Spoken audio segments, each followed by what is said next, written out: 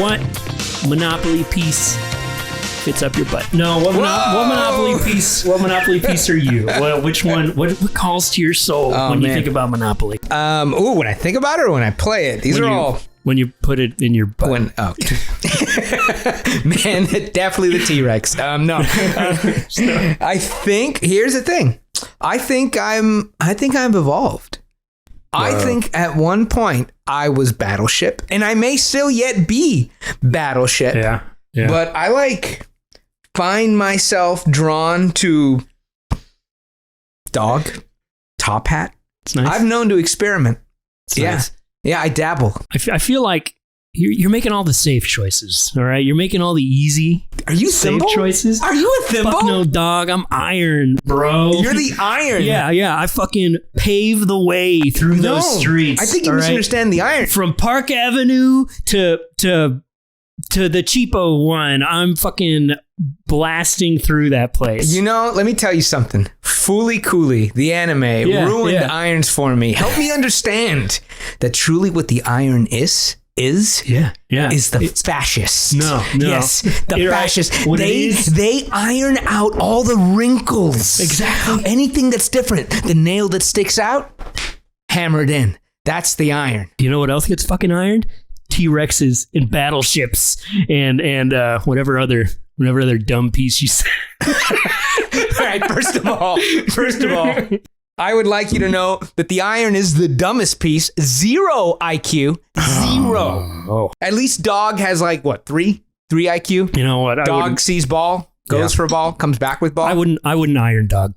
I don't have the heart to iron dog. Thank God you have some humanity. Yeah. Not much left.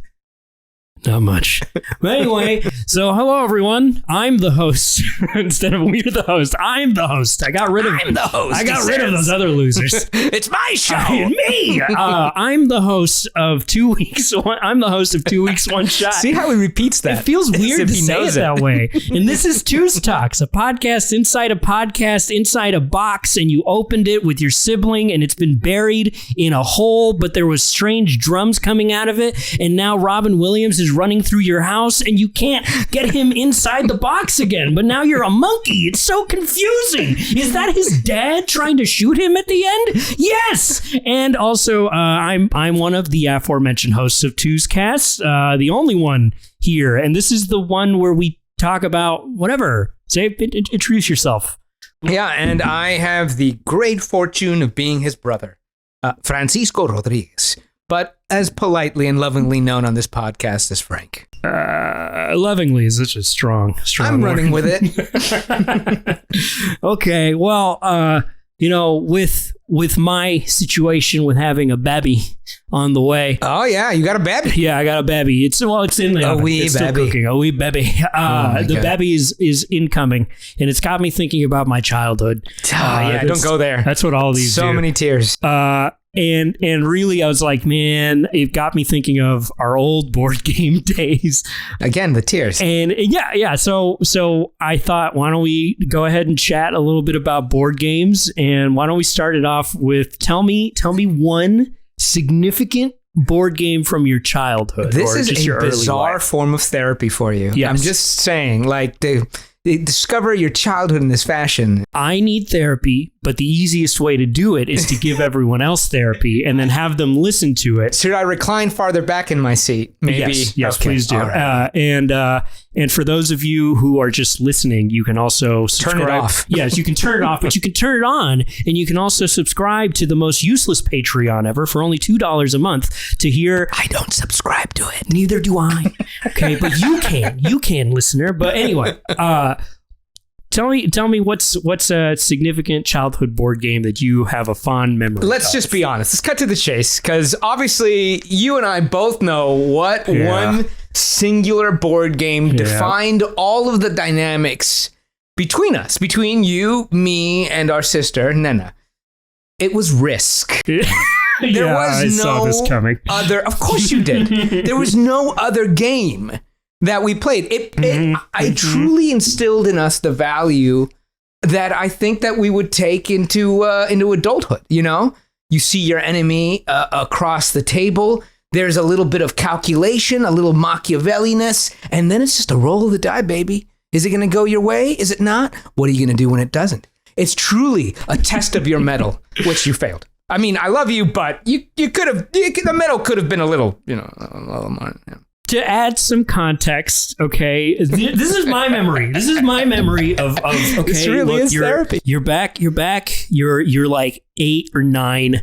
Frank has gathered all of us, meaning my sister and myself, all of them, to sit in a living room, and he has set up Risk. But not only that, he has set up a laptop next to him connected to some speakers. And then every time it's his turn... We needed music. Every time it's his turn, he pressed play. And of course, the song that begins playing is the Sephiroth theme song. That's right, from Final Fantasy VII.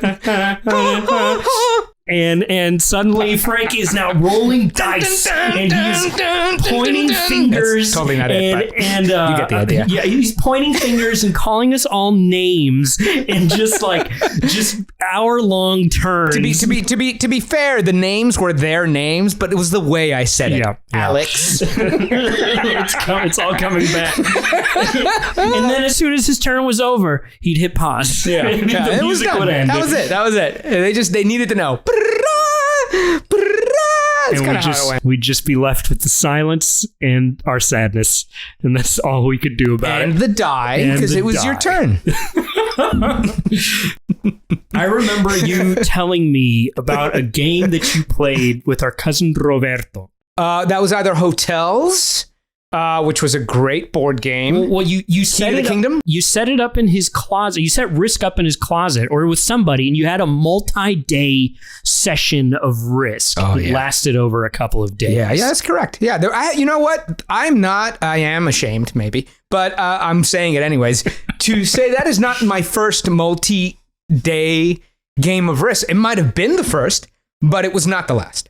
There was many games of Risk that I played with roommates, college friends, where we would take pictures of the game of Risk. I will tell you right now, I believe we recently did that maybe half a year ago at my present apartment. Yeah. Whoa. Yeah. Myself and Ariella, my girlfriend.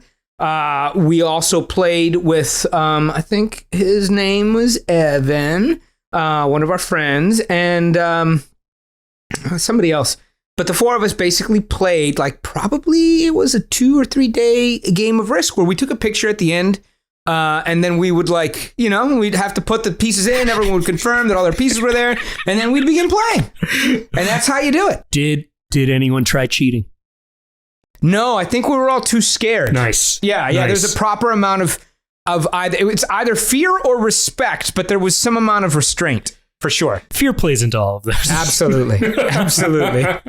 I'd love to see a picture of that board if you ever get a chance. I wonder if I still have it. It's possible. Send it to me later. Show it to me later. Maybe we could share it on Twitter. Show people. Yeah, they'll love that. Yeah. Look at that board. Wow. Is that Risk? Whoa. Never heard of it. The board game that I think of most fondly from my childhood. Atmosphere, yeah. Which is the sequel to Nightmare. Yep. I have. Or is it the sequel to Nightmare 3? It's oh my God. So I have it. It's right up there. It's right up there in my closet. Go to the hole. Wave to me. I'm waving to you. I'm waving you goodbye.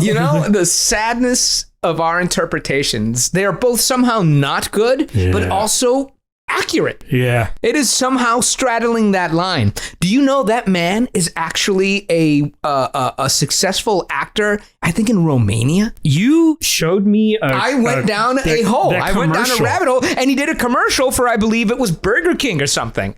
Like, he did some commercial for, like, a brand, and it was weird, as it should be. Weird. I just know, okay, so if you go, oh my God, I can't remember the name of the guy. It's like Wayne Yanakis, something crazy like that. Well, it's a last name we don't know. But yeah. It was something like that. With a W, I think. Why didn't you not see something really close to that? I'm not sure. If you go to the Wikipedia and you look up atmosphere, and it's Atmos and then FEAR because it's scary. And then you look up the guy who does the gatekeeper, right? He does some weird. What do you think he's doing? Do you think there's like a Mrs. Gatekeeper out there? God, I wish. She was called 3.5. She was called children. Elizabeth Bathory. Okay, and the child is Khufu. Yeah, and his brother is Baron Samedi the Zombie. Of course, I love it. Who's the dog? Oh, Cerebus, obviously. No. It was Gavorden. Gavorden, the werewolf, Khufu, the mommy. Oh my god! And then poetry. And the Chatran, the witch. Oh my god! Yeah. Did you? Okay. So you realize, obviously, each one of these characters, real people.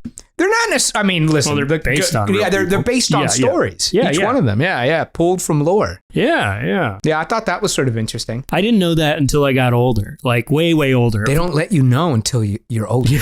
They don't tell you the true truths. Yeah. You get your ID. Yeah, and then you finally can go into the back of the library that said restricted. Yeah. Yep. Professor Snape stops you, says, what are you doing? Where are you going? It's a terrible Snape. Where are you going? I'm Snape. He sounds more like the gatekeeper than just Snape. Stop! Don't go into the restricted access area. Go down the hall. What? Go to the black hole. All the Solar Rangers are ready to be released. Okay. I just heard something in your voice that is... You said solar. He says Solar Rangers. Yes. And he would say that, but he meant to say soul. Yeah. Soul Rangers. Yes, sir. Yes, sir. That's it. Yeah. I just wanted that. I heard you, and I know. Thank you. You see me. You hear me. Thank you. Finally. I see. I will stop you. Ranger, pull me mine. Oh man, I made so many of my friends play Atmosphere, like so many. That explains so much. Everyone in that original friend group of mine from Twisted high school, twisted and broken now, but they've all witnessed Atmosphere. I forced them all to play it. Yeah, of course you did. It was a phenomenon. Yeah. When I was very, very young, I had a neighbor friend who would come over, and we were too scared to play. Marcus? Yeah. I wasn't going to say his name, but doomed. Too late. Sorry, Marcus. You want the? All right, here, guys. Subscribe for the address for Marcus's address and his social. Marcus's address and Brian's address. Subscribe to the most useless Patreon. You get those.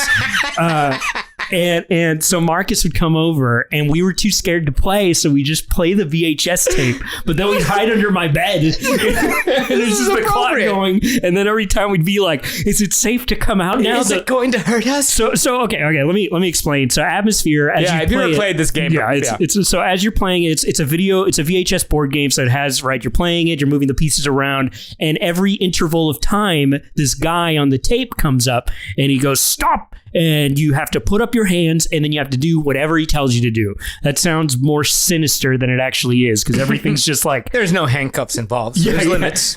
Kill the person to your left. No, he'll be like, you miss a turn. Pick someone who has an early lead, right? And you'd make you point the finger at somebody. And so, we'd be hiding under the bed, and then the timer would be going off, and we're like, maybe we can stop the video now. And every time we'd finally go up, he'd come out, and he'd go, stop, and we'd get freaked out and jump back under the bed. I don't know, this is fun for us. Do you ever think about the gatekeeper and as a character, what did the gatekeeper truly want? Like, were you were trying to get into a gate? Yeah, were you trying to stop him? No, I think we were trying to get into a gate. And at the other side of the gate, and here's the weird thing, because if you recall, there was a trash can.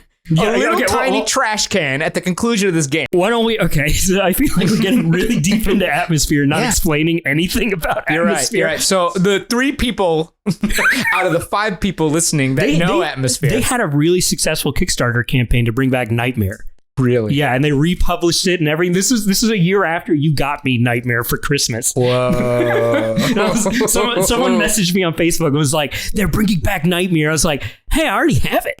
I'm good. Yeah, I'm cool. I'm good, sucker. Anyways, but yeah, I don't understand what his motivation was. I mean, he's a gatekeeper, so by definition, he's got to keep the gate, which means he's got to do what? Keep you out of the gate, so from passing through the gate. So when you play Atmosphere, you are a character and you're going through 6 pieces of a board, and on that board there are keystones, little removable keystones set up, and you have to collect one from each part of the board. And then at the end, before you started playing, you wrote down your greatest fear and you put it in the well of fears in the middle of the board. And the trash can. Yes, it was a trash can. There's a little trash can with a lid. And then you take out the little trash can, you open it, and if you unravel the fear and it's not your fear, you say win. Stop. Oh, wait, you, what? You stop the tape. Yeah, okay. and you won. You beat the gatekeeper. Yeah. But I don't understand what you beat him at. You beat him. You press stop on the tape and you take the tape out. And you know what? It's very anticlimactic. I feel like there's a missing... Have you seen the end of the VHS tape? Yeah, he wins. He ages and he turns into some awful thing. Oh, I've never seen the end of the VHS You've never gone to the end? No. Yeah, so at the very beginning, he looks human. And then as you get close to the end, he looks more and more ghoulish. And he's more and more terrifying. And I feel like his face gets closer and closer to the screen. Mm-hmm. You're right. And there's more mist that fills the screen during the times that he's not on the screen. And it becomes more like stormish. Yeah, right? There's more storm and weird colored clouds and all it's terrifying. that. Yeah. I feel like there should be like a second tape that you put in. You know, put in tape in case of winning. Ooh. And it's like you pop in the tape and it's some sort of victory lap. You know, like the carcass of the gatekeeper on fire, or like he's like working a desk job because he's been fired because he's a terrible gatekeeper. He's like working at, you know, a tax company, just like preparing taxes. Stop and pay all these fees. And carry the what? Yeah. I remember Are you married or filing jointly? Divorced. That's married filing separately for you. Okay, so I'd always try to show people this game. I don't know if you remember the instructions part of the tape. The instructions part of the tape? So the beginning of the tape, you turned it on and it would explain the rules. Yeah. But so the game itself is very simple to play, but the rules portion of that tape, because I'd be, you know, new people would be playing it, and I'm like, oh, I don't want to explain the rules. Just watch this, and I'll set up the board. Yeah, I'll be back. And as I'm gonna go bake a pie. And that's the thing, I'm setting up the board, but this instructional part has such high production value, and there's so much shit going on. Yeah, they got to. By the end of it, everyone would always be like, I don't want to play this. This is too complicated. I mean, yeah. Yeah. And I had to be like, no, you're just going around the board collecting one of each piece, and that's it, really. But there was things that would happen. Like at some point, if you were playing as one character, you could turn into another kind of character. So the Soul Ranger. Yeah. You know? Yep. Yeah, I'm oversimplifying, right, for sure. You're but both that was oversimplifying, but you're not wrong. I mean, the gist is go in a circle and go through a door. Yeah. That's the gist. The gist is this. Collect a piece off of every board, and then and that's it, really. You just have to collect one piece off of every board, go back to where you started, and then read your feet. Yeah. If you're to truly simplify it, it's you've shown up to a door and you have a key and you're like, is this the right key? Yeah, well. And then as you try to put the key in the doorknob, some guy goes, hey, go away. And then you try the key and you open it and it's like, you go through. Yeah. No, well, I'm just trying to say, like, right, the mechanics of the game are very simple, but yes, because the rest of it is like you start off as a little skull that's a Soul Ranger, and then you have to go to a headstone, and then you pick a character, and then you turn into that character. You turn into the character. You get all their cards. You get another card that explains. It's a little like the sperm looking for the egg. yeah. That's what it is. That's also how I learned about. That's how I learned about contraception and Babby. You don't make it. She explained it to you. Babby with the skull and with the atmosphere. And if your wife isn't pregnant, the Babby becomes a Solar Ranger who may only come out of the dumps. Oh, boy. Whenever I flip over the board. I'm not going to try to read into this analogy any further. Okay. I feel like we've talked too long about atmosphere. I think we talked long enough. There maybe it's the same board game for this next one. But what is, in your opinion, what's your favorite? What's the best board game that when you think of board games comes to mind? You know, okay, here's the thing. I'm currently addicted to Settlers of Catan. Ooh, that's a good one. And so you asked me the question of the best. I don't know how to answer that. I really don't. It's subjective. It's definitely subjective, but it also changes. What I like changes. Mm-hmm. And listen, I still play Risk and I play Settlers of Catan, and they're both fine games. They're both quality games that I delve into. So yeah, I would say they both engage me equally. I can't think of which one of those two I would like to play for an eternity in some sort of limbo world. Okay. You could lower the bar. Yeah, weird scenario. Yeah, but I went there. Okay. That's where we're at now. If I was doomed for eternity. If I was doomed for eternity and I had one game to choose. If my sins came back to haunt me in the form of a They board always game, do. it'd be Settlers of Catan. What about Settlers of Catan do you enjoy so much? Man, how good I am. That's terrible, but accurate. No, I don't know. I think it's a game that kind of challenges you. It is a game. Correct. It is a resource management game that I think tests your different aptitudes. Mm-hmm. You have to make a strategy as to how to approach the game and slowly build between its different phases. The beginning, the middle, because each one of them requires a different set of resources to expand.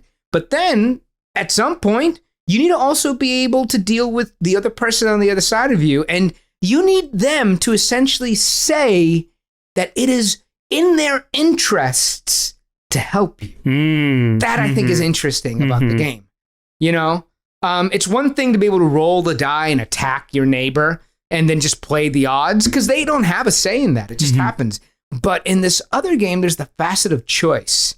And you know on some level that if you give them what they need, you're helping them, which is hurting you. But somehow you've also convinced yourself that you're helping yourself. So I think that's a fascinating part of the game. Yeah, that is interesting. I only played Catan. I played it twice back in college. And I really, really fucking enjoyed it. But I just haven't been in a scenario to play it again. Hey, I'm here for like a night or two. Oh my God. What do you think you're going to do after this podcast? Lose to me? Yeah. Why can I hear the Sephiroth music playing somewhere? No, I have very fond memories of my first time playing it. I got the longest road. I was like, my resources are affected now. Or I forgot what it does for you. It gives you 2 points. Fuck yeah, 2 points. Fuck yeah, 2 points. In a game of points are everything, man. Yeah, it is. Yeah, I really like Catan. That was a fun game. But I mean, if you brought Catan, I guess we can play Catan. There's some at the house. Travel with Catan. I know, but I have Catan stations waiting for me wherever I go. Sort of like a burn kit. Yeah. I got a passport, some money, and a board game of Catan, and I'm upset. Going to that island. Fake passport, a gun, and Settlers of Catan. And like not even the board. I have like all the pieces just in the gym bag. Just meshed in there. The money's also not like bound. It's just loose. And it's Monopoly money. But let's see, best board game for me is Atmosphere. Yeah, that's right. Going back to that one. Let's talk about that for another 3 hours. I shit you not. So Brian has VR capabilities. John has VR capabilities, and I borrowed someone's VR stuff. It's under my desk here. You've been playing Atmosphere in the virtual reality. There's a virtual tabletop thing that you can set up Atmosphere. I'm already going to tell you, I'm jealous. And it's like we haven't played it, but it's losers. The option is there, and it's like you download the mod. It sets up the table. You have a virtual board that you can rearrange. Now and here's flip a around. question: does the whole world around you change since you're in a virtual? No, you're just at a virtual table. Such a loss of an opportunity. Imagine a fully rendered the storm clouds or that room. Yeah, why wouldn't you do that? That's the entire point of this insanity, called VR. Well, look, I'll send you the link for the guy who modded it, and you can yell at him. Now, a strongly worded sentence. But yeah, you can play it online 3D, and it sounds pretty amazing. I really want to play it. Listen, I feel like I'm truly amazing, you would have already played it. Yeah. I'm going to so many lengths just to play this fucking VHS board game from the late 90s, early 2000s. You just want to experience it in all its forms. And now you're ready for the the 3D form. I tried regular my first D&D campaign. Yeah. I wrote it. The overarching story was atmosphere. Oh my god. You were supposed to go around and you encounter the first boss they encountered was Gavorden, and they found this weird stone, and then they were being helped by some witch who eventually stole the stone, and eventually is going to be you collect them all and you have to I didn't know if you were supposed to be working with the gatekeeper or against him. I wasn't sure. I don't think the gatekeeper knows. We got we got like 3 sessions into that campaign, and then it all fell apart. We never finished it. But yeah, that was my first D&D campaign that I was the DM for. Love it. Okay, well, with the last couple of minutes that we have, what's the worst board game? Worst board game? Yes. Oh man. Here's the thing. When it's the worst board game, I feel like you delete it. You delete it from your mind. Like that's what you do. You're like I have images of it. And it's like 1989 Christmas at grandma's house, and Roberto, our cousin, has like bought this board game, or maybe I bought the board game. I don't know, but it was placed on a table, and we open it, and it's literally like Dungeons and Dragons, the board game, and it's got all the pieces and goblins and wizards, and it looks so cool. But then you bring out the instruction manual, and it was thick, and we were like 8 or 9, and we could not play it. We could not really figure it out. And I think that was the worst board game. The board game that you can't play, where the price of play is so high that you never even start it. That is the worst. Was that the one that we played in their kitchen in Monterrey? No, No, that was Key to the Kingdom. Ooh, that one was really good. That was a good game. And it was cool because it would you'd jump into the whirlpools, and there was 2 of them, and the board would flip open. Yeah, that one was legit. That one I wanted more of. I wanted more of that game. So you could argue that it was a game that you wanted more, and left you leaving wanting more. Could be a good thing. Fuck, Key to the Kingdom. I haven't thought of that in a while. Yeah, man. That was a good one. That's a really good one. You had that one in your closet. Yeah, that one was a good. Yeah. That was part of the treasure trove. I think that maybe got purged along with all my Super Nintendo games. Yeah. The Great Purge. We leave the home, and then Mom looks at our stuff and goes, trash. They left this here. It goes to trash. It didn't even go to Goodwill. I'm pretty sure she just trash. Go away with you. Dude, when I was younger, I did such idiotic things with my games. Like I remember selling so many of my games for bargain basement prices because I didn't understand the value. I didn't understand the value of them, how much my parents spend on them. And I sold them all to I sold 10 of them or something. Yeah. 12 or 15 of them to buy one mediocre game. And I sold classics. Yeah, I was an idiot. Bad choices. Bad child choices. Okay, worst board game. It's easy, all right? The answer is easy. What? It's Hungry Hungry Hippos. There's no skill involved. It's really all just whoever's pressing that fucking hippo head at the right time, and there just happens to be, it's however you're dropping those fucking marbles. See, the thing is you don't understand.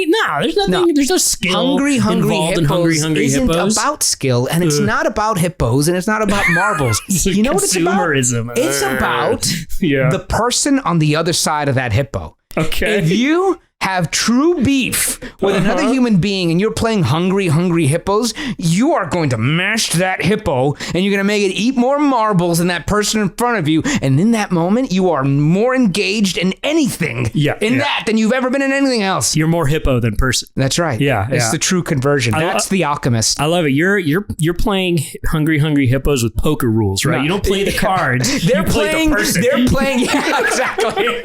They're playing Hungry Hungry Hippos. I'm playing at vengeance. That's what's happening. Well, I still hate Hungry Hungry Hippos. All right. And that's our show. This was TWOS Talks, the one where we just kind of bullshit for a bit. Frank, thank you so much. My pleasure. You were in town, and I went, let me snag him over at the apartment for 30 minutes to shoot the shit. Never get this time back. No, you won't. And I am traumatized about Risk again, so thank you for that. I really You're appreciate welcome. it. I'm glad it could open some wounds. Is there anything you'd like to promote or let people know where to find you on anything? Or where should they direct their pigeons with notes to? Oh, or man. if they drop on Instagram, you can find me on at Frank in the 310. That's probably the best place. Nice. Drop a little hello. Yeah. Go ahead and follow him. He's there. He's there. I'm just there. I don't know what else he does. I don't do anything. I wait for you. Help me. I'm a gatekeeper. Stop. Hands up. Hands up.